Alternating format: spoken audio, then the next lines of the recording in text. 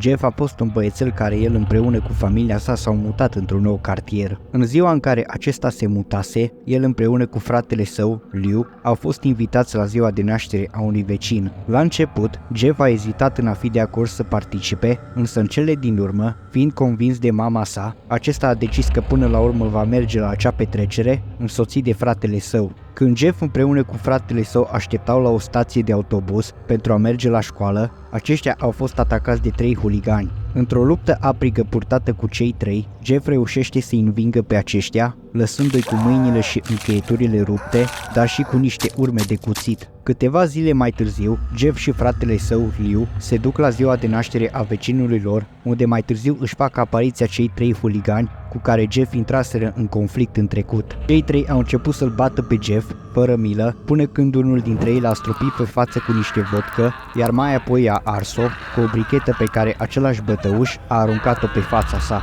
Acesta a fost dus imediat de urgență la spital. Câteva săptămâni mai târziu de la acel incident neplăcut, a sosit vremea ca Jeff să-și dea pansamentele jos de pe față. Odată ce a făcut-o, acesta s-a uitat în oglindă și a observat că tenul îi era alb ca varul, iar părul negru. Părinții acestuia erau destul de îngrijorați de starea de sănătate a fiului lor, în timp ce acesta avea un zâmbet larg pe buze. În acea noapte, mama lui Jeff se trezise brusc din somn, deoarece aceasta auzea pe cineva plângând în baie. Odată ce a ajuns acolo, aceasta l-a găsit pe Jeff, stând în oglindă, în timp ce își tăia obrajii cu un cuțit pentru a putea zâmbi mereu și de asemenea ploapele, pentru a nu mai putea dormi. Când Jeff a observat-o pe mama sa, stând la ușa băii, acesta, pe un ton calm, a întrebat-o: "Ce este, mamă?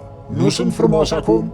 Văzând că fiul ei a înnebunit, mama disperată a răspuns cu un da la întrebarea fiului său, iar mai apoi a fugit numai decât către dormitorul ei pentru a-l putea trezi pe soțul acesteia, însă era prea târziu, deoarece Jeff era deja acolo, stând în fața ușii și ținând strâmt în mână cuțitul. "Mama, m-ai mințit!"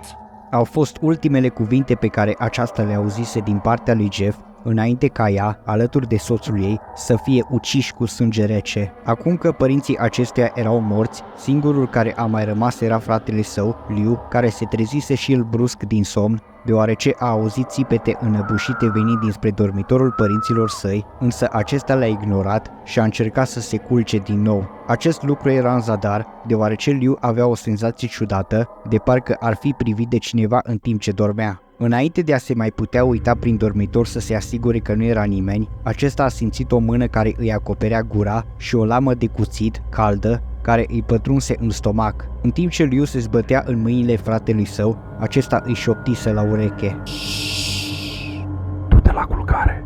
Din acea zi, Jeff nu a mai fost găsit vreodată, însă se zvonește că acesta încă ar făinări străzile cu scopul de a găsi și ucide mai multe persoane.